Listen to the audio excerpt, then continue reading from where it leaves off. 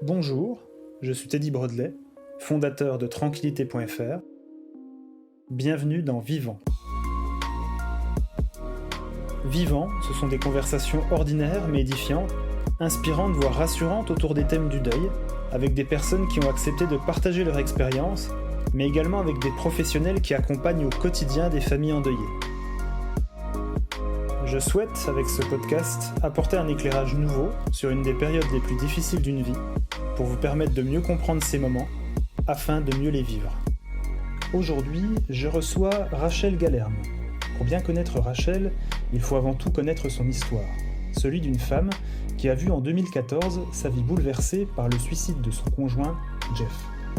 Rachel nous raconte dans cet épisode le parcours qui lui a permis de devenir aujourd'hui sophrologue, allié des femmes qui ont perdu leur conjoint. Mais je ne vous en dis pas plus et laisse place à ma conversation avec Rachel Galerme. Bonjour Rachel, comment vas-tu ? Bonjour Teddy, ça va très bien, merci. Eh ben écoute, en tout cas, je te remercie d'avoir accepté l'invitation pour le podcast. Ça me fait vraiment plaisir. On avait déjà échangé par téléphone il y a quelques semaines de ça. Voilà, c'était une discussion pour moi hyper enrichissante. Et ce qui m'avait marqué, c'était vraiment ton parcours, etc. Mais ça, on y reviendra. Donc, en tout cas, merci beaucoup d'avoir accepté et puis de partager ce moment avec moi et avec nous. Pour ceux qui ne te connaissent pas, Rachel, est-ce que tu pourrais te présenter, tout simplement ? Oui, alors encore merci de m'avoir invitée aussi et d'avoir pensé à moi. Alors je suis Rachel Galerme, je suis sophrologue et j'accompagne des femmes qui ont perdu un conjoint. Donc je les aide à s'apaiser, à traverser les émotions du deuil et à reconstruire leur vie sans lui en fait. Donc j'habite à Metz, dans l'est de la France, voilà, où je vis avec mon compagnon et mes beaux-fils. Est-ce que tu peux partager avec nous un petit peu ton histoire qui va mettre un petit peu plus en perspective le métier que tu fais aujourd'hui ? Voilà, d'où c'est venu Oui, tout tout à ça ? fait. Ouais. D'où c'est venu? Eh bien, en fait, ma vie a complètement basculé le 9 mars 2014. En fait, c'est une journée dont je me souviens très bien, même si j'ai une très mauvaise mémoire. Je peux vous dire qu'il faisait beau, il faisait froid, mais le ciel était bleu. Et moi, j'étais en fait sur mon lieu de travail. J'étais alors chef de service d'un pôle d'hébergement pour des personnes sans abri. Et donc, je travaillais avec un éducateur dans un bureau et en fait, le téléphone a sonné. Et c'était ma belle-sœur. Et elle m'a posé deux questions en fait. Est-ce qu'il y a du monde autour de toi? Et est-ce que tu peux t'asseoir? Et après ces deux questions, dans une seule phrase, un seul souffle, elle m'a dit cette phrase assez terrible, dont je me souviendrai, je pense, toute ma vie. Rachel, c'est pas de ta faute. Jeff est mort, il s'est pendu. Et Jeff, eh ben, c'était mon compagnon. Et à ce moment-là, alors c'est toujours difficile d'expliquer parce que je pense qu'il n'y a pas de mots assez précis dans la langue française pour expliquer ce que j'ai ressenti, mais en tout cas, tout s'est figé en fait. Mon corps, mes muscles, mon cœur, mes émotions, mes sensations, mes pensées.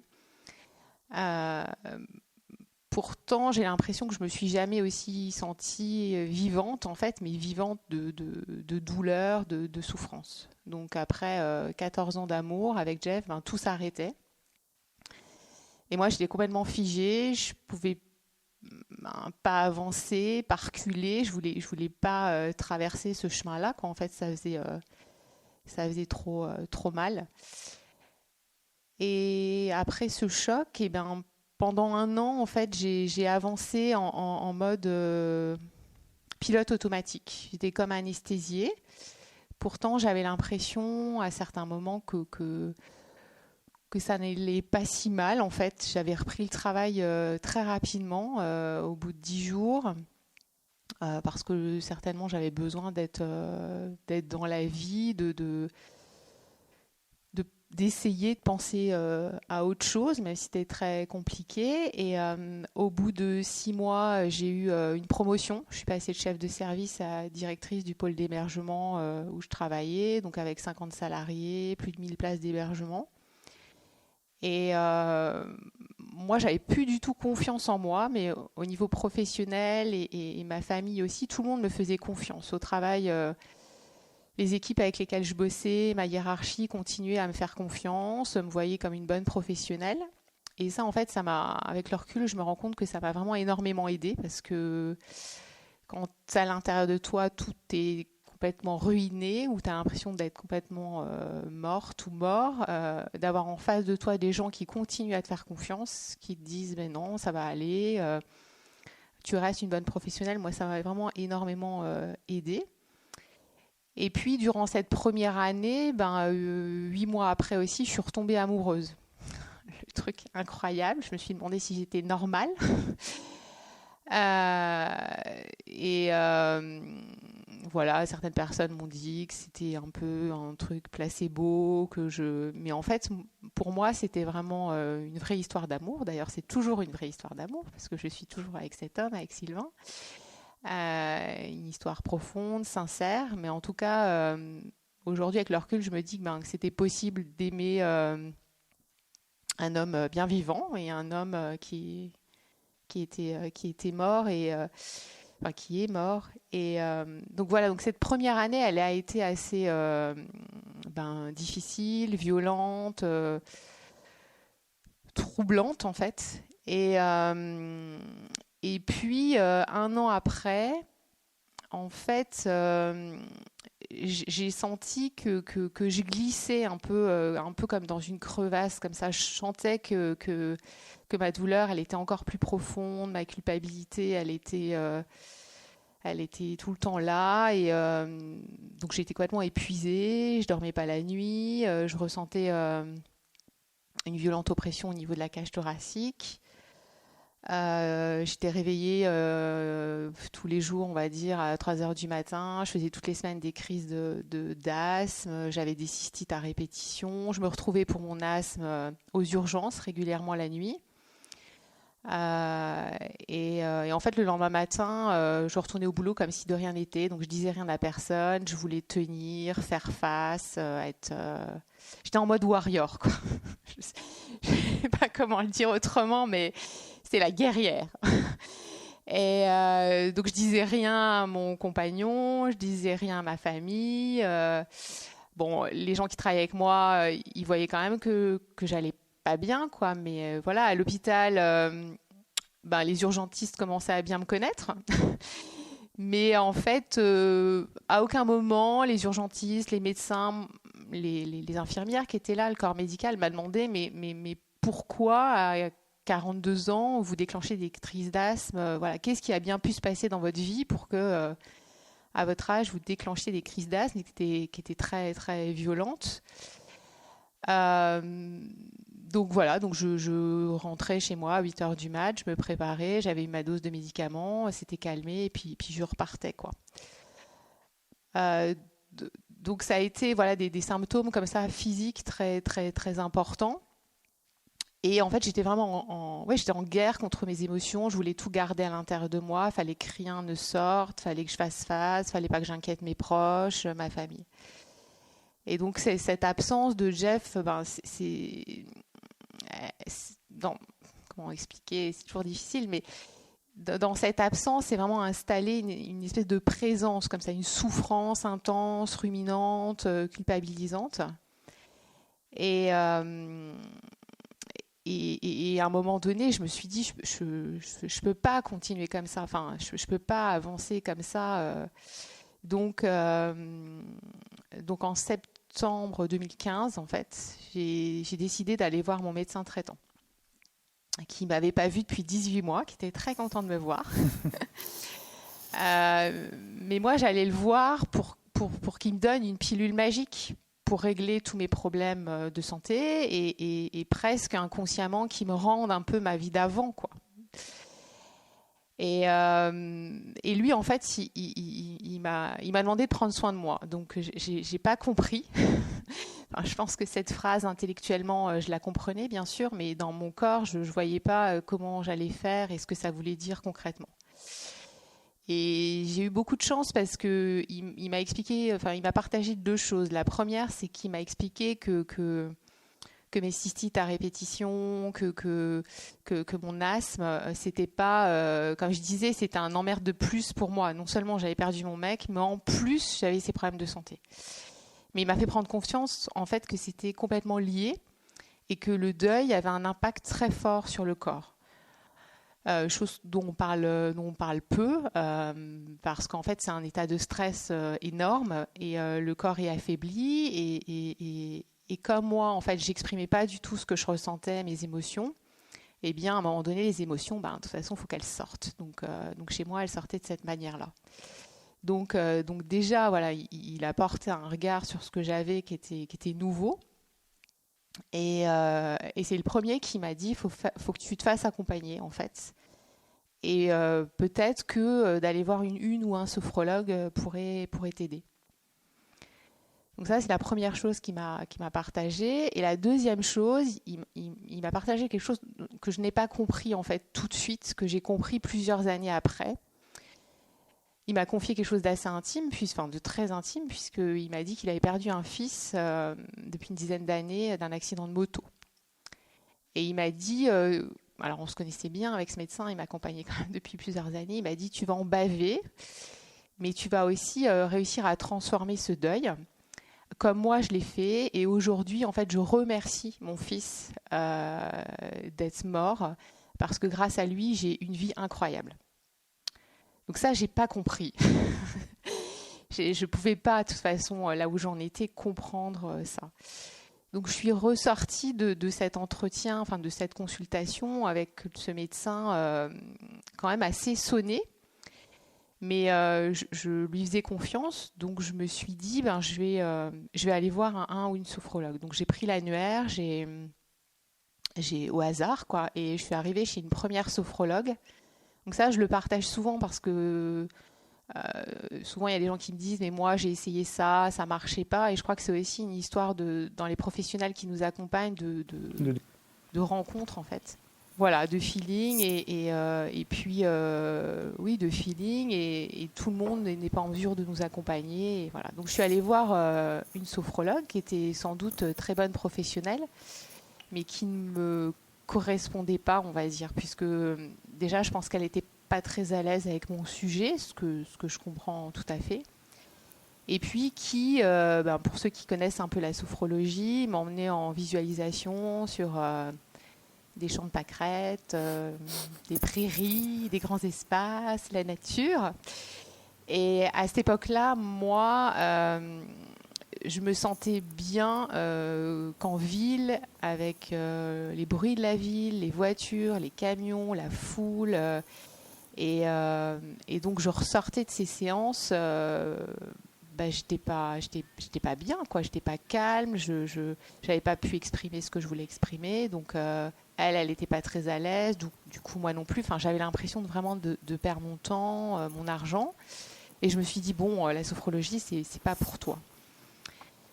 Donc j'ai lâché l'affaire et puis plusieurs semaines après, lors d'une nouvelle nuit d'insomnie, où je regardais, peut-être que ça va parler à certains, la rediffusion de la rediffusion de la rediffusion du journal de France 3 Lorraine. C'était très tard. Je suis tombée, voilà, très très tard. Parfois c'est des émissions sur la pêche, voilà, mais je suis tombée en fait sur ce journal, et à la fin du journal, il présentait une sophrologue qui était dans ma région, qui était à Metz.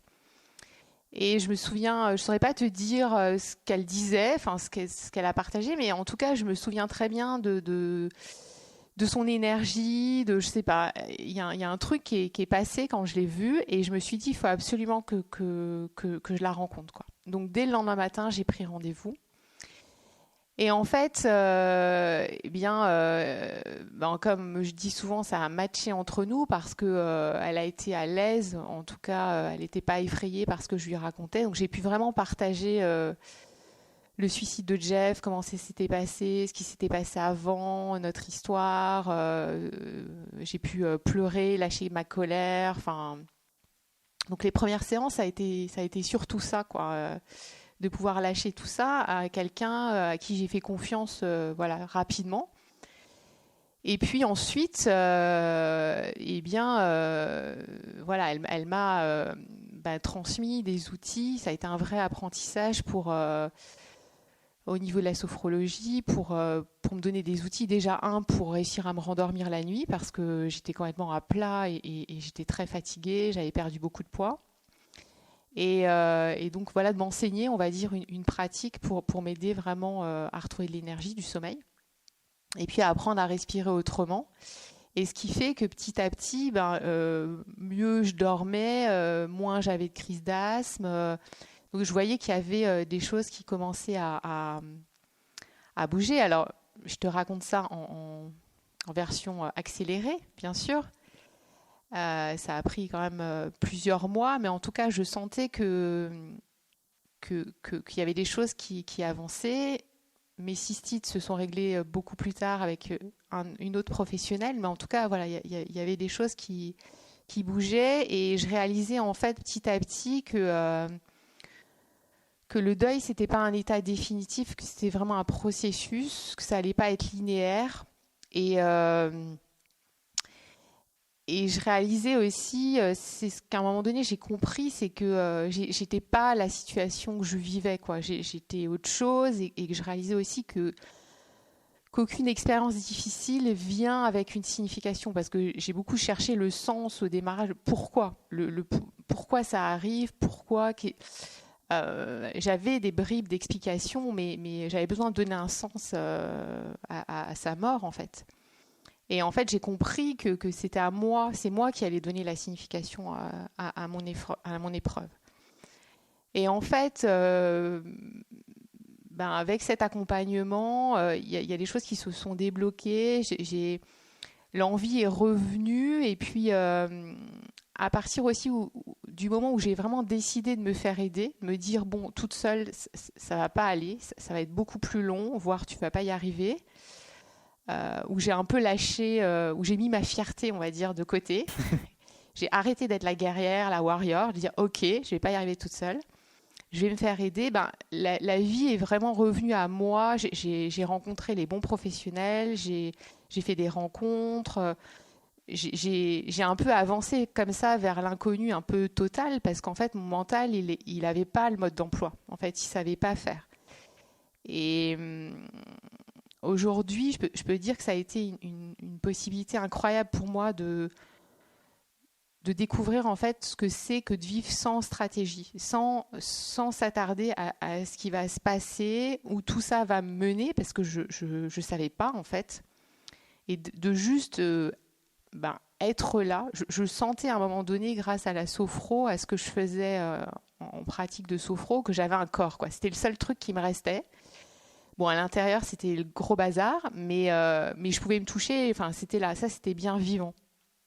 Et de juste, je sais pas si je suis très claire, mais juste de vivre l'instant pour que cet instant m'amène vers un autre instant, quoi. Et en fait, c'est ce qui m'a fait quitter mon job de salarié, quitter un appart de 120 mètres carrés pour me retrouver dans un appart de 35 mètres carrés, de vendre mes meubles, ma voiture, de donner une partie de mes fringues, de plus rien stocker, de m'alléger. Enfin, j'ai un peu gardé l'essentiel. Alors tout ça, c'était pas forcément conscientisé, bien sûr, je le dis aujourd'hui, 6 ans après, mais de garder l'essentiel, mon corps, ma conscience. Et le projet, c'était, alors j'allais dire vivre, mais c'était être là, quoi. Je suis là, je suis sur cette planète, peut-être vivre, ouais, mais c'était pas encore très, très clair, quoi. Donc je me rends compte aujourd'hui, avec le recul, que être dans sa souffrance, dans sa douleur, je pense que je me suis bien roulée dedans aussi à des moments, enfin être au fond. Aujourd'hui, il y a certaines clientes qui me disent « mais moi j'ai peur d'être au fond, j'ai peur de pleurer parce que je ne sais pas où ça va mener ». Mais en fait, je crois vraiment que c'est une étape, c'est un moment, enfin, il faut en passer par là pour retrouver de l'apaisement, on est obligé, quoi. Enfin, en tout cas, moi, je le vis comme ça, de cette souffrance-là. On est obligé de la coltiner, de faire copine-copine avec elle, et sans savoir exactement où tout ça va nous mener, quoi. Moi, je pense que à un moment donné, j'ai lâché aussi la projection dans le futur. De toute façon, c'était impossible que je me projette dans le futur, et c'est ce qui arrive pour la plupart des personnes qui perdent un proche, quoi. On ne sait pas se projeter, on est dans le brouillard, on ne peut pas. Et c'est OK comme ça, mais bon, voilà. Donc, je sais pas, je me suis un peu embarquée là. Mais voilà un peu mon parcours. Ok, en tout cas, merci du partage. Je t'en prie. Alors, je voudrais revenir sur différentes choses. À un moment donné, tu as parlé du côté professionnel, en tout cas que ton entourage professionnel et ton entourage en général avaient su te faire confiance. Ouais. Comment ça s'est passé sur le moment ton entourage professionnel apprend cet événement? Et qu'est-ce qu'ils ont fait concrètement? Comment ça s'est passé pour te réintégrer? Alors je sais que, comme tu as dit, il y a le côté warrior qui est arrivé très très vite comme un mode de survie, pilote automatique, etc. Ouais. Mais comment ça s'est passé à ce moment-là? Alors au travail, alors mon compagnon était aussi travailleur social, donc certains collègues le connaissaient parce alors il travaillait pas dans le même secteur que moi, mais en tout cas il intervenait au centre de formation des travailleurs sociaux, etc. Donc concrètement, déjà j'ai eu plein de collègues qui sont venus à l'enterrement. Ça paraît un peu, enfin voilà, c'était important pour moi qu'il soit là, même si on ne s'est pas forcément parlé et tout. Je savais qu'il y a eu une présence. Et puis quand j'ai repris le travail, bon, forcément j'appréhendais beaucoup. Moi j'avais la trouille, je ne savais pas comment les gens allaient réagir, je ne savais pas moi comment j'allais réagir non plus, si j'allais pas m'effondrer. Enfin, et en fait, j'ai une image qui me vient, tu vois, là comme ça. J'intervenais sur plusieurs sites, et sur le site où je suis allée, sur mon bureau, voilà, j'avais un bouquet de fleurs, j'avais des cartes. Et tout de suite, les personnes qui étaient présentes, les collègues qui étaient présents, tout de suite m'ont parlé de lui, en fait.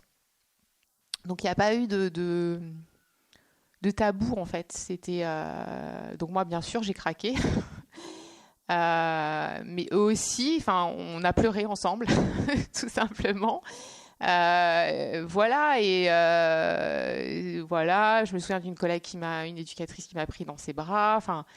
Donc ça a été très, voilà, d'autres avaient un peu plus de pudeur, donc, mais en tout cas ça a été évoqué, donc voilà, certains sont venus me voir en me disant, mais tu sais, je le connaissais, je savais pas que je le connaissais, mais en fait il m'avait donné des cours où j'avais travaillé avec lui il y a 10 ans. Donc il y a eu, voilà. Alors tout le monde n'a pas réagi comme ça parce que je pense qu'on est tous, voilà, plus ou moins à l'aise ou pas avec, on est rarement à l'aise avec la mort, mais en tout cas, je travaillais aussi dans un environnement, voilà, dans le travail social, où on a quand même l'habitude de parler, de mettre des mots sur les choses, et donc spontanément, il y a beaucoup de gens qui sont venus me voir. Voilà, ou en me disant tout simplement, tu sais, j'ai pensé à toi, mais j'ai pas pu être à l'enterrement. Comment ça se passe aujourd'hui? Ou certains étaient assez étonnés de me voir reprendre le travail aussi rapidement aussi. Donc voilà, ma hiérarchie, mon directeur général, tout de suite m'a dit, si tu as besoin de quoi que ce soit, on est là. Si tu as besoin de te remettre en arrêt, s'il y a des choses où c'est compliqué, tu nous dis. Donc, voilà, donc il y a eu... j'étais d'astreinte la semaine où ça s'est passé, donc une astreinte dans le travail social, on peut être appelé pendant le week-end, pendant la nuit, s'il y a un incident sur un centre d'hébergement, et il y a eu un geste de fait. Par exemple, j'ai pas fait ma semaine complète, et mon directeur général il m'a payé ma semaine d'astreinte. Donc, je lui ai dit, mais attends, j'ai pas fait ma semaine complète. Il m'a dit, mais c'est bon. Donc ça, c'est du matériel et j'en avais pas besoin, mais c'est des gestes comme ça, voilà, concrets. Et je pense que ce qui m'a beaucoup aidé, c'est qu'il y a eu une parole libre dès le départ. Ouais. T'as pas ressenti ce poids. qu'on peut avoir, le regard des autres sur soi sans qu'on en parle Alors le regard, il y a quand même des gens qui sont pas venus me parler, mais qui me regardaient un peu comme une extraterrestre parce que reprendre le travail juste après l'enterrement et tout, c'était quand même. Oui, ça peut être perçu. Voilà, Oui, bon, ça peut être mal perçu par certaines personnes, effectivement, en se disant. voilà, c'est pas normal, qu'est-ce qu'elle fait là, etc. Mais bon, on me l'a jamais dit ouvertement, mais je savais. Oui, il y avait des regards comme ça, un peu d'observation, un peu lourds, mais je crois que j'étais tellement ailleurs que j'ai pas trop. Je me suis dit, ben tant pis. Il y a eu une ou deux fois où j'ai trouvé ça pas, voilà, des gens qui me regardaient un peu bizarrement et au lieu de parler tout simplement et de dire, bah moi je suis pas à l'aise avec ce qui vient de t'arriver, mais voilà, si tu as besoin, je suis là. Ou voilà, j'aurais préféré, c'est sûr, qu'on me regarde un peu comme une bête un peu curieuse, mais ça n'a pas été la majorité. Enfin, je crois que j'ai eu beaucoup de chance aussi. Euh, mais voilà, c'est la parole, moi, ce qui m'a aidé, c'est des petits gestes, des fleurs, des messages, et puis oui, la parole ouverte de dire, bah, en fait, voilà, même que les gens m'aient raconté aussi des anecdotes, par exemple au niveau professionnel, bah tiens, je me souviens de lui il m'avait dit ça, même des histoires assez drôles, quoi, rigolotes, hein, ça m'a vraiment aidé. Qu'on parle de lui, en fait, voilà. Et puis, par rapport aux proches, dans la vie perso, ouais, je crois que bah, mes parents déjà, bon, je pense qu'ils étaient très très inquiets pour moi, c'est sûr. Ils ont été beaucoup présents et c'est moi à un moment donné qui ai dit ça va, vous n'allez pas m'appeler tous les jours. Enfin, j'avais aussi besoin c'est ce que je leur expliquais, d'être seule en fait. C'était important aussi pour moi. Donc, mais pour eux, enfin, je sentais, alors c'est difficile d'expliquer comment, mais oui, ils me faisaient confiance que j'allais remonter la pente. Et je pense que ça, enfin, je le vois aujourd'hui avec mes clientes, pour certaines qui le vivent aussi, quand toi, tu n'as plus confiance en toi, mais que les autres continuent quand même à te faire confiance, ça aide aussi, ça t'aide à refaire confiance à la vie et à avancer, et à cheminer. Donc la famille proche était présente, mais sans que ce soit trop omniprésente, on va dire, trop étouffant. Et puis les amis aussi à proposer voilà, des choses, des sorties. Alors pas tous, mais voilà, m'apporter des repas tout faits pour pas que j'ai à me faire à manger. Voilà, à m'aider sur des choses comme ça concrètes. Alors moi, j'avais pas d'enfant avec Jeff, donc j'avais que moi, enfin c'est déjà pas mal, mais à m'occuper. Pour des femmes qui ont aussi des enfants, c'est aussi des choses au niveau matériel qui sont importantes dans l'organisation de la maison, dans le quotidien, les courses qui aident fortement. Et après, dans les amis, je pense que voilà, certains se sont éloignés. Euh, alors au début, je leur en ai beaucoup voulu. Aujourd'hui, avec le recul, je sais que ça fout la trouille, quoi, tout simplement. Alors que je le dis souvent, c'est pas contagieux.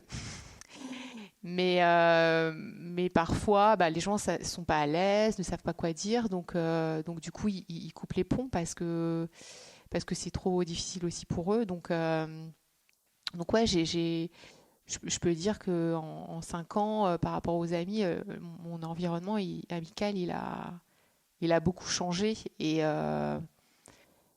dans un premier temps, ouais, j'étais très en rage par rapport à ça. Et puis il y a aussi les gens qui sont là au début, euh, tant qu'on va mal, j'ai envie de dire. Euh, et puis qui sont plus là après parce qu'on va mieux et peut-être qu'ils. Alors alors je vais être un peu dure, mais qui se nourrissaient aussi parce que eux n'étaient pas bien ou bon voilà. Donc c'est voilà. Aujourd'hui, j'accepte le truc et tout le monde peut pas être tout le monde peut pas dire les bonnes choses, faire les bonnes choses. Il y a des maladresses. Ça part jamais D'une mauvaise voilà, intention c'est de ça. toute façon, C'est ça c'est sûr. maladroit en Ouais, fait. bien sûr. C'est maladroit. Aujourd'hui encore, il y a des choses qui me font sourire, des gens qui m'ont pas vu très longtemps. Depuis très longtemps, je les vois au bout de la rue, ils sont tout à fait normaux. Et puis, plus ils s'approchent de moi, plus ils se penchent la tête, tu sais, d'un air oh la pauvre. Oh mon Dieu, Et, c'est elle, ne la regardez pas, c'est elle. et puis bon, voilà. Et puis bon, maintenant ça me fait rire. Je dis, mais tout va bien, ça va et tout. Bon, détendez-vous. Donc, mais c'est vrai que ce qui aide et ce qui libère, c'est quand même la parole, même si des fois il y a des mots qui sont maladroits. Mais je dis souvent, les endeuillés, on est un peu, je le dis parce qu'étant passé par là, je peux me permettre, mais on est un peu attachant, quoi. On est, quand les gens nous parlent pas du défunt, on n'est pas content. Et puis quand ils nous en parlent, c'est pas le moment. Donc en face, ils marchent un peu sur des œufs, ils savent pas trop comment faire. Et puis aujourd'hui, avec le recul, je me dis, ils peuvent pas vraiment comprendre. Il y a des choses qu'ils peuvent comprendre, qu'on peut expliquer. Mais il y a des choses qu'ils comprendront pas et c'est comme ça. Mais je le dis maintenant parce que j'ai fait tout ce chemin. Mais c'est difficile aussi. Parce qu'on peut être très très entouré et c'est ce que me partagent souvent mes clientes. J'ai plein de monde autour de moi, mais je me sens hyper seule. Je me sens d'une solitude extrême parce que les gens ne comprennent pas ce que je vis, quoi. Tant qu'on ne l'a pas vécu, de toute façon, effectivement, c'est difficile. Et après, la perte d'un conjoint et dans ces circonstances-là, forcément, comme tu disais tout à l'heure, le sujet est très compliqué. Déjà, la perception Ouais. de la mort en général, hein, peu de personnes, on va dire, sont à l'aise avec le sujet, Ouais. peuvent en parler avec leurs proches, leurs amis, simplement, voilà, la vie a une fin et c'est comme ça et je l'accepte. Donc, il y a peu de personnes qui l'acceptent. Et je pense que voilà, dans un cas comme ça, la majorité des gens qui t'entouraient à l'époque, ça génère en eux des émotions qui ne sont pas forcément agréables, pas très sympathiques, et peut-être simplement pour fuir ces émotions-là, à un moment donné, prendre de la distance, et Oui. ça devient une nécessité aussi. Mais voilà, et effectivement, bon, c'est important de préciser que, de toute façon, je pense que là, ton parcours est résumé, enfin voilà, 5 années, 6 années de ta vie résumées en 30 minutes. Bon, c'est déjà bien, hein, ça, il n'y a pas de souci, mais effectivement, il faut bien comprendre que voilà, comme tu l'as dit, c'est un chemin. Ouais. Et là où je trouve où c'est courageux, c'est qu'à un moment donné, il y a une phrase dans notre précédente discussion qui m'avait beaucoup touché. Tu m'avais dit, à un moment donné, tu as eu la bascule de quitter ton emploi pour te consacrer à ton métier d'aujourd'hui. Ouais. Et à un moment donné, il y a une partie de toi, tu m'as dit, voilà, je me suis lancé un peu dans le vide, et la nature, bizarrement, est bien faite, parce que quand la nature, on lui donne du vide, elle se met à le remplir. Alors, est-ce que tu peux revenir sur cette phase de bascule, justement, qui a fait de ton métier dans le social d'avant à maintenant, le fait d'être toi-même sophrologue et d'accompagner spécifiquement les femmes qui ont perdu un conjoint?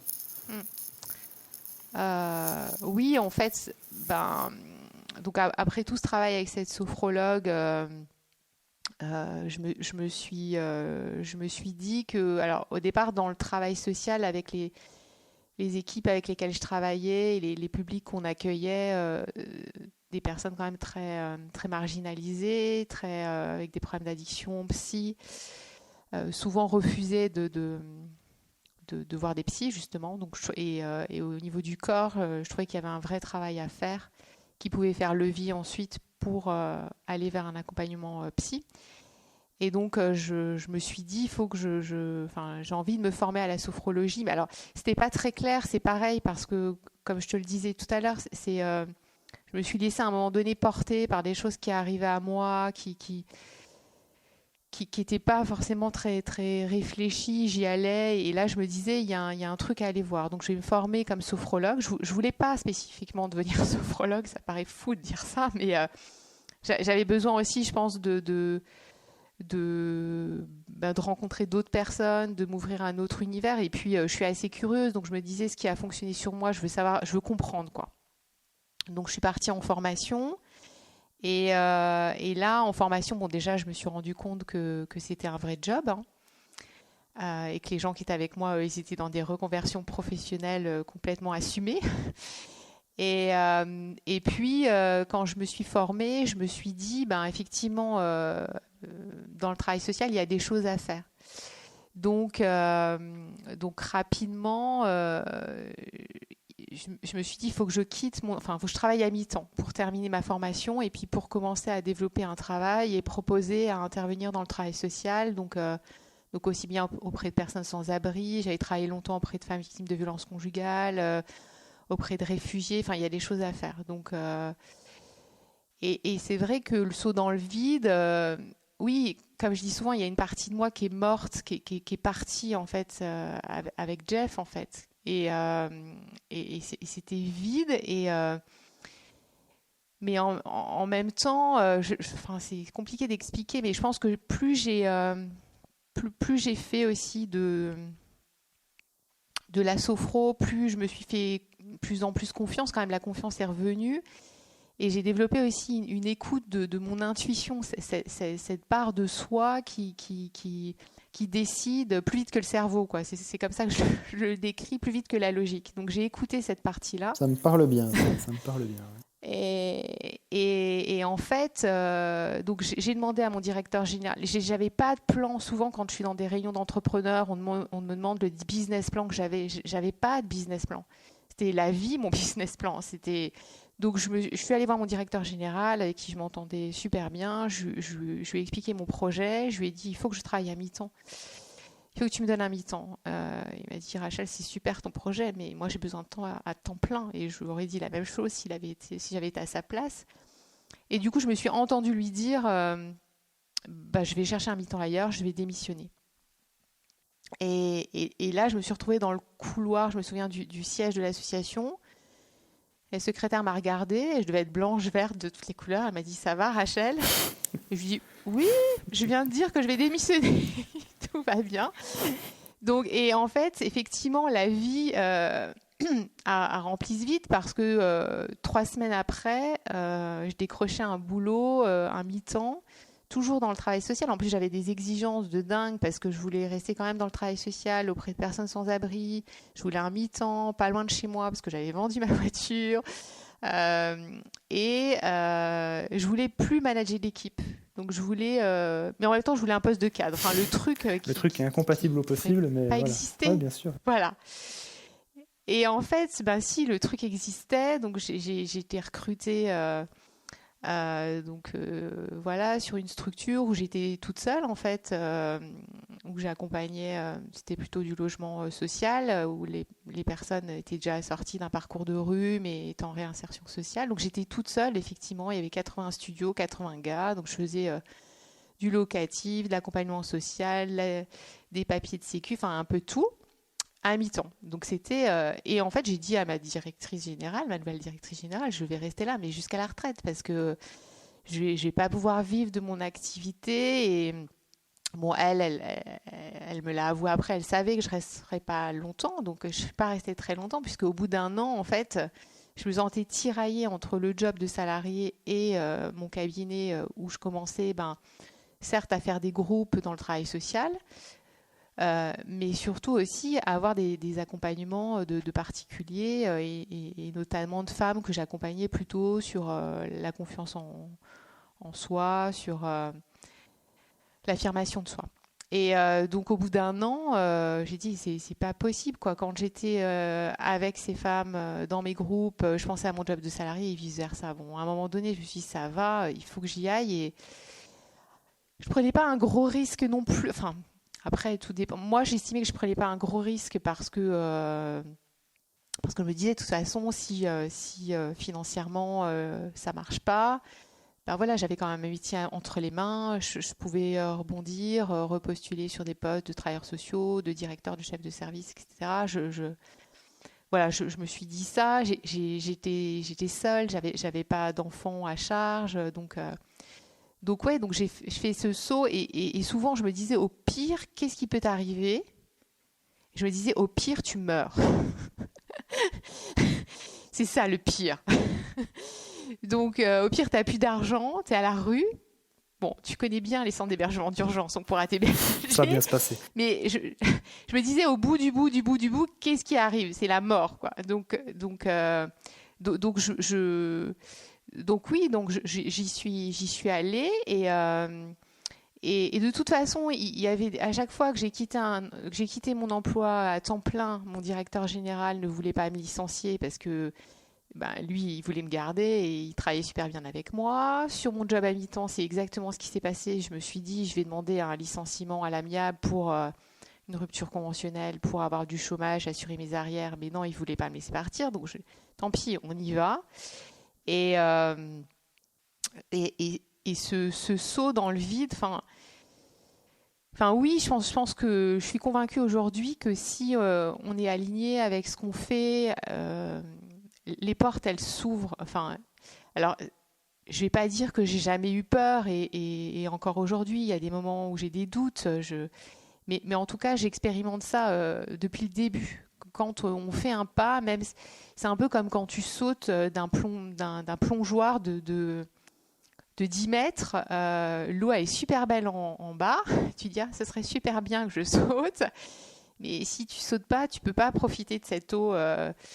Donc voilà. Et en fait, effectivement, les choses sont venues à moi. C'est ce que je disais tout à l'heure. C'est qu'il y a eu des rencontres, il fallait que je fasse un pas, quoi. Et ça, ce vide, en fait, ce vide, aujourd'hui, je me rends compte, ce manque aussi de mon compagnon, ce vide à l'intérieur de moi, c'est aussi un espace où tout est possible, en fait. Où c'est un espace où tu peux créer ce que tu veux. T'es acteur, en tout cas, de ce que tu veux en faire, en fait. C'est ça, même si, alors je le dis maintenant, encore une fois, hein, s'il y a des personnes qui nous écoutent et qui viennent de perdre un proche, ça n'apparaît pas comme ça tout seul et au bout de 6 mois. Il y a tout un chemin. Et encore une fois, si moi, je ne m'étais pas fait accompagner, aider, et je continue encore aujourd'hui, 5 ans après, pour moi, pour mon entreprise et pour mes clientes, parce que moi, à chaque fois que j'enlève une couche, que je nettoie un truc, forcément, ça a des impacts aussi sur mes clientes et des impacts positifs. Donc, si je n'avais pas fait tout ça, je ne pourrais pas dire ça aujourd'hui. Parce qu'il y a 6 ans, quelqu'un serait venu à moi et m'aurait dit ça. J'aurais dit, ouais, c'est ça, n'importe quoi.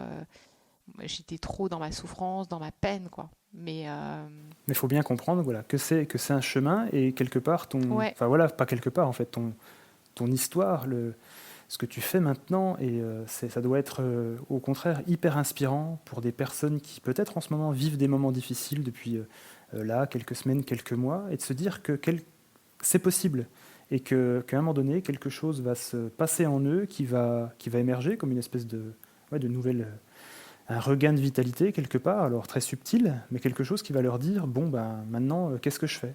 Il va y avoir un déclencheur et à partir de là, faut enchaîner, quoi. Mais ton histoire est d'une... moi, je suis très impressionné, très admiratif. Bravo, madame. Bravo. Donc, voilà. J'ai rien fait, c'est la vie qui... Oui.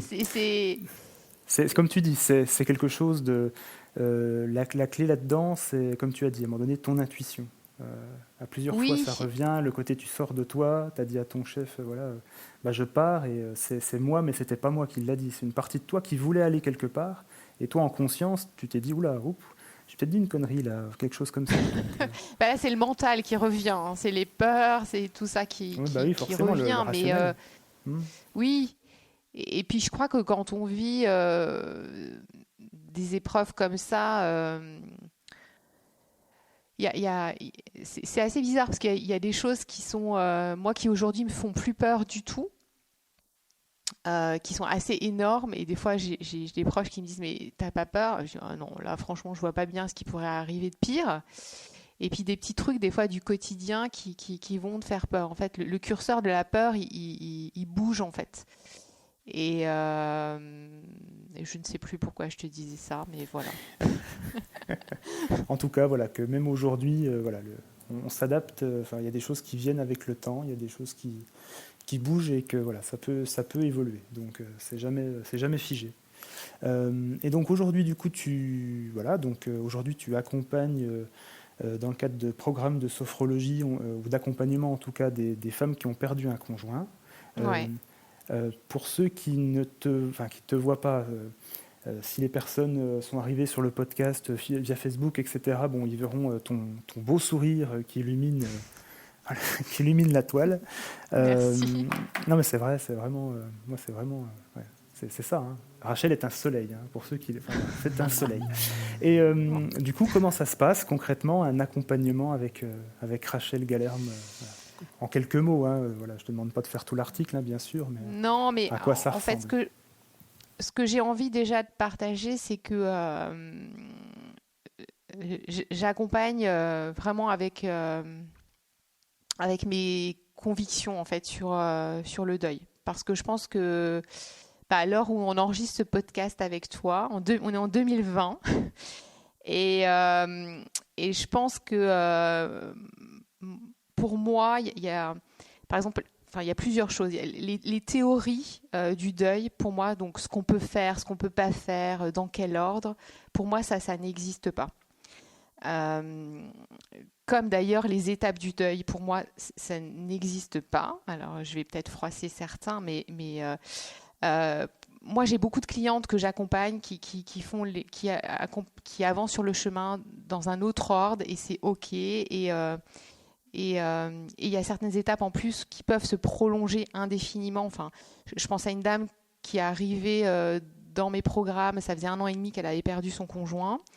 Elle arrivait en me disant Rachel, je suis dépressive depuis 1 an et demi.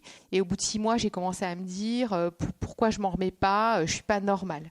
Et en plus, mes proches se lassent de me voir triste. Sauf qu'un deuil, ça peut pas être. C'est long et c'est parfois très long et c'est normal. Donc ça, c'est déjà pour moi quelque chose qui est important de dire.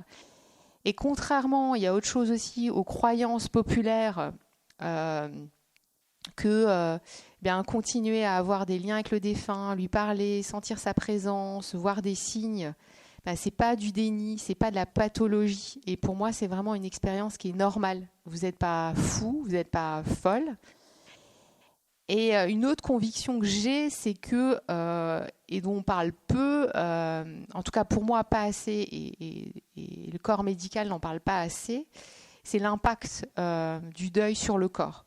Moi, j'ai beaucoup de clientes qui arrivent au bout d'1 an, 1 an et demi, et qui me disent, cette année, Rachel, en plus d'avoir perdu mon conjoint, j'ai eu un cancer, ou une autre qui va me dire j'ai eu une infection pulmonaire, je me suis cassé la jambe, etc., etc. Et cetera. Et en fait, c'est pas un truc en plus, c'est lié au deuil parce que notre corps, comme je disais tout à l'heure, quoi, il prend cher, il est affaibli.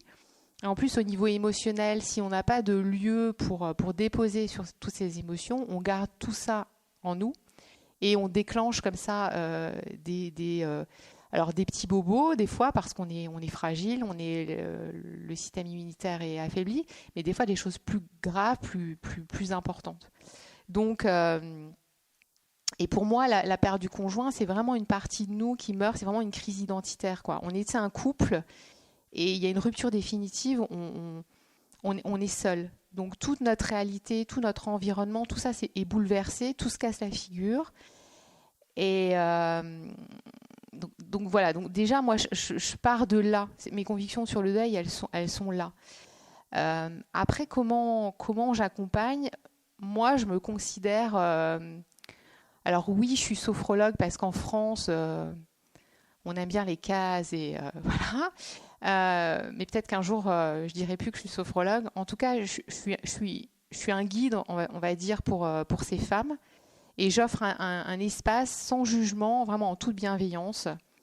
Donc en fait, j'ai 3 programmes d'accompagnement. C'est vraiment un programme, des programmes qui sont, c'est très global ce que je propose.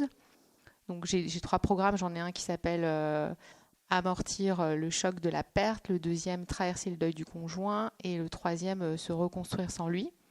Et donc dans ces programmes, il y a des séances individuelles avec moi, où on utilise la sophrologie, mais pas que. Enfin, je ne vais pas rentrer dans le détail, mais je suis aussi formée à l'EFT et à d'autres techniques de libération en fait des émotions. Et ça, ce travail sur le corps, voilà, moi j'en suis convaincue, il est vraiment important parce que c'est comme, pour te donner une image, c'est comme si la mort, le deuil avait déposé quelque chose d'indéfinissable en fait au fond de notre corps.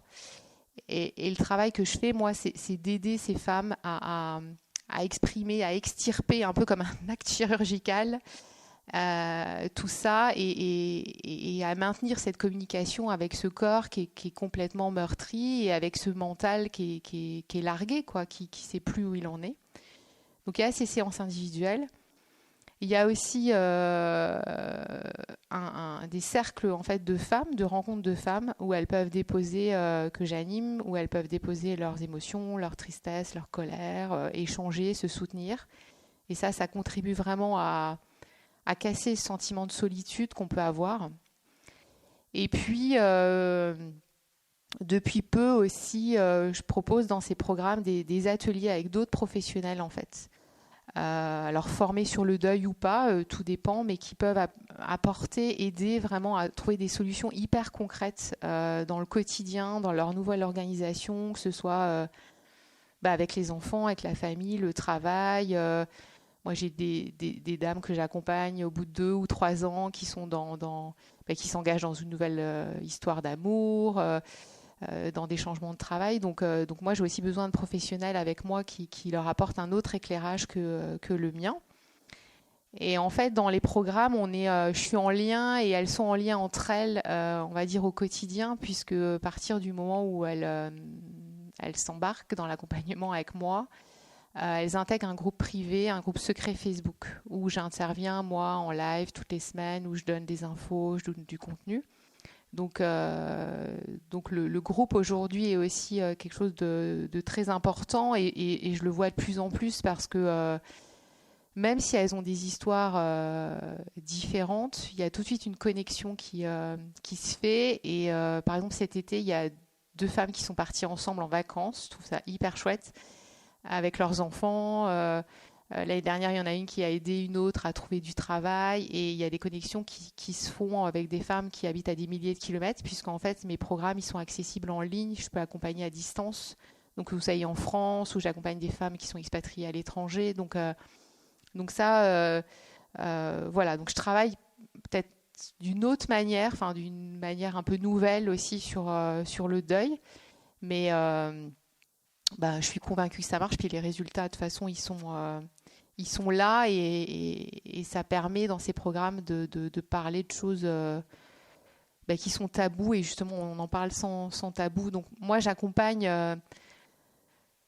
pas la mort, j'accompagne vraiment la vie et l'idée c'est de travailler sur poursuivre après la mort et les aider à transformer en fait cette énergie du deuil, de la mort en énergie de vie et de les reconnecter à leur joie de vivre en fait. Moi c'est ça mon objectif avec elles en les accompagnant à leur rythme. Alors j'ai les programmes qui font plusieurs mois, mais souvent on reprolonge de plusieurs mois parce que c'est lent. Certaines font des pauses, reviennent après. Enfin, mais en tout cas il y a une vraie connexion et il y a des rencontres qui se font et je sais que régulièrement j'ai des photos ou des retours sur tiens j'ai pratiqué tel exercice ou j'ai rencontré une telle que j'ai rencontrée dans ton programme, on a fait ça ensemble. Enfin, et ça c'était vraiment un souhait pour moi de moi apporter des choses bien sûr de par mon histoire, de par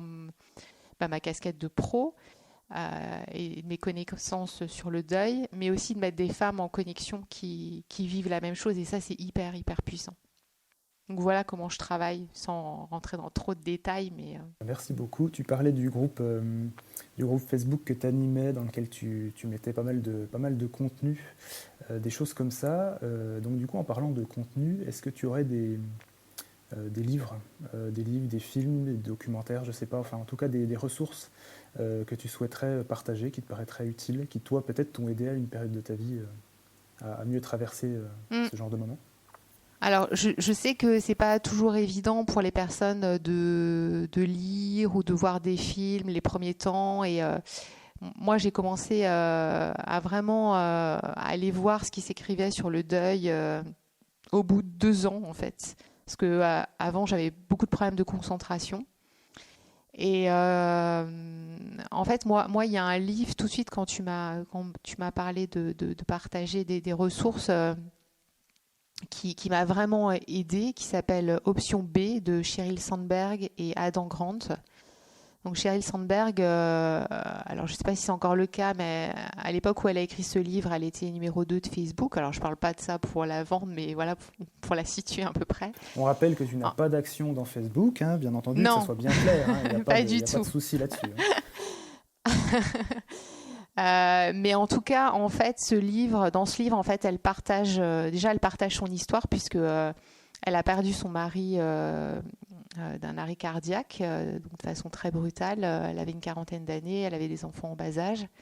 Donc elle explique son parcours, mais alors d'une façon très authentique et très poignante, mais aussi avec des lueurs d'espoir. Enfin, moi, quand j'ai lu ce livre, je me suis dit, ok, elle a fait le chemin.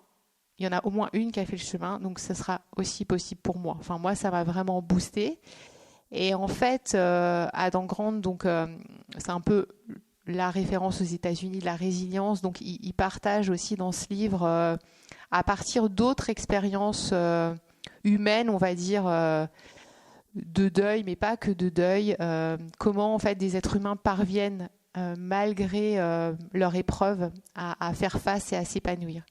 Et il donne des pistes. Pour moi, c'est vraiment un guide concret de choses qu'on peut mettre en place pour avancer à son rythme. Donc moi, c'est le premier livre que j'ai lu et c'est le premier vraiment qui m'a aidé. Euh, Après, j'ai envie de dire que tous les livres qui témoignent de parcours de personnes qui ont vécu un deuil, je trouve toujours que c'est hyper aidant et mes clientes me le disent aussi. Euh, Parce que chacune a un parcours différent, a une histoire différente avec le défunt, a une personnalité différente, et fait son chemin un peu à sa sauce, on va dire. Et donc moi, enfin, vous tapez sur Google, voilà, il y a des listes, il y a des choses qui circulent. Mais les livres de témoignages, je trouve ça particulièrement aidant, en tout cas. Ok. Alors après, Voilà. c'est un des buts aussi de ce podcast, de faire du partage d'expérience, de parler de ce sujet-là sans tabou, en fait. Et peut-être ce que j'ai envie de rajouter, ce qui me vient là spontanément, euh, alors ça concerne pas le deuil du conjoint, ça concerne plutôt des parents qui ont perdu un enfant, mais le film Et je choisis de vivre. Mais je pense qu'il peut parler aussi à toute personne qui traverse un deuil, parce que c'est un film assez lumineux et qui donne aussi des pistes assez concrètes de comment on va pouvoir avancer et traverser tout ça. Et voilà, et je trouvais que c'était un très beau film, c'est un film assez récent. Et je choisis de vivre. C'est pas la première fois qu'on en parle sur ce podcast. Il D'accord. revient assez souvent, et moi-même pour l'avoir vu il y a assez récemment en fait. Oui, comme tu dis, c'est très lumineux. C'est pas, comment dire, c'est pas dans le pathos entre guillemets, Ouais, tout à fait. mais on en tire vraiment quelque chose, voilà, de très, comment dire. Voilà, c'est très personnel en tout cas. Et c'est un Mm. très très beau film, très très belle histoire. Donc je recommande aussi de toute façon. Et comme je le disais, c'est aussi un des buts de ce podcast, de pouvoir faire du partage d'expérience. Alors à travers des professionnels comme toi, il y a aussi des particuliers dans les épisodes précédents qui témoignent de leur expérience de deuil, que ce Mhm. soit un parent, etc. Et de pouvoir parler de ce sujet-là sans tabou, parce que c'est vrai qu'en France, Ouais. voilà, ça reste quand même un sujet tabou. La mort Mm. fait peur, etc. Et je suis convaincu, pour plein de raisons différentes, que voilà, le fait d'en parler, le fait oui, de simplement en parler, d'avoir des connaissances sur ce sujet, sur ce qu'on peut traverser, sur ce qu'on peut ressentir aussi, ça permet aussi de mieux accepter et de mieux Mm. vivre la chose. Ça ne veut pas dire qu'on va oublier la personne qu'on a perdue, pas du tout, on n'oublie jamais, mais on peut vivre avec on va dire plus sereinement, si le mot sérénité est possible dans ce genre de moment, mais, mais voilà. Mais en tout cas, merci pour ces ressources. Est-ce que tu aurais une citation? Voilà, moi je suis très citation. Est-ce que tu aurais une citation, une petite Alors, phrase que tu moi j'aime bien une nous citation partager? qu'on voit circuler sur les réseaux qui, moi, me parle beaucoup. C'est les vivants ferment les yeux des morts et les morts ouvrent les yeux des vivants. Donc, j'avais lu que c'était un proverbe bulgare, je ne sais pas. En tout cas, j'ai pas le nom de. Voilà, parce que des fois, il y a des citations qui circulent, on n'a pas forcément les références. Mais moi, je trouve que c'est exactement ça. Euh, En tout cas, c'est comme ça que je l'ai vécu et c'est comme ça que je le vois à travers beaucoup de clientes que j'accompagne. C'est que euh, même si bien sûr la perte d'un proche, c'est violent, c'est douloureux, c'est injuste, souvent, en tout cas moi, à titre personnel, moi j'ai beaucoup de gratitude, même si ça peut paraître un peu dingue, mais je le dis, beaucoup de gratitude par rapport à mon compagnon, par rapport à mes défunts, parce que je pense qu'ils sont entrés dans un autre monde, mais qu'en parallèle, moi aussi je suis entrée dans un autre monde et je vois la vie autrement, j'ai d'autres valeurs, je vais plus à l'essentiel. Donc oui, il nous ouvre les yeux. Donc c'est pour ça que j'aime beaucoup cette citation. Et souvent je dis, le deuil, c'est un coup de tonnerre, un gros coup de pied aux fesses. Pour aussi nous réveiller et nous monter en conscience et en fait aller à l'essentiel. Ok. Merci beaucoup pour cette citation. Je pense que s'il y avait une chose à retenir de tout ça, c'est à un moment donné voilà, s'il y a des personnes, en tout cas s'il y a des personnes qui écoutent, qui n'ont pas encore été touchées par un deuil, mais qui s'intéressent simplement à ce type de thématique, justement de prendre conscience à un moment donné, de ne pas attendre que ce genre d'événement arrive pour décider de ce qu'ils veulent faire, de prendre conscience vraiment que le temps qui passe est précieux, qu'on peut en agissant, en fait, en se disant voilà ce que je veux atteindre, voilà ce que je veux faire de ma vie, en vivant, décider de devenir vraiment vivant et pas subir sa vie, mais la vivre. Et malheureusement, il faut des fois passer par des événements tragiques comme ça pour décider d'en faire quelque chose. Donc, voilà, merci beaucoup. C'est rigolo parce que au moment où on enregistre, j'ai un chrono qui passe sous les yeux, on est à 1 heure, j'ai l'impression que ça fait 10 minutes. Donc, donc j'espère que ça donne cette impression-là aussi à ceux Aux qui gens nous qui écoutent. nous écoutent. Si c'est le cas, c'est que le job est bien fait. Sinon, envoyez vos réclamations à contact@tranquillité.fr et je répondrai systématiquement. Pour finir, Rachel, en tout cas, vraiment merci pour tout ce temps et toute cette sincérité. Est-ce que tu souhaiterais conclure voilà, par une carte blanche? Voilà, je te laisse la main. Qu'est-ce que tu souhaiterais je rebondirai un peu sur ce que tu viens de dire. Je pense que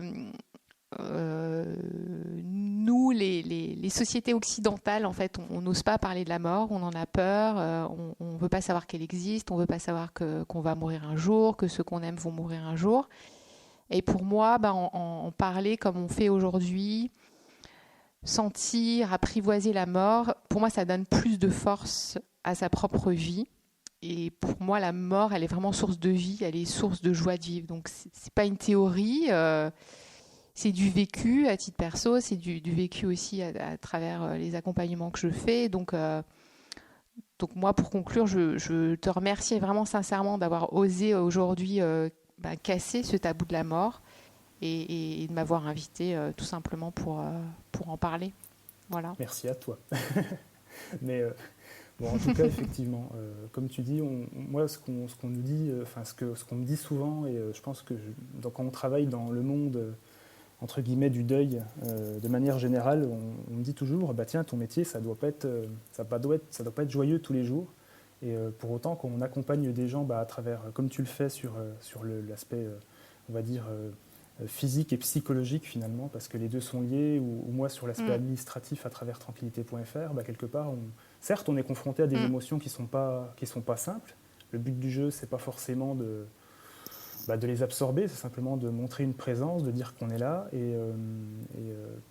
C'est une gratitude énorme et un épanouissement personnel énorme de pouvoir apporter du bien-être à ces personnes-là dans les moments les plus difficiles d'une vie finalement. Donc c'est plutôt un métier, lié à la vie en fait, pour permettre aux gens de continuer leur vie. Ouais, complètement.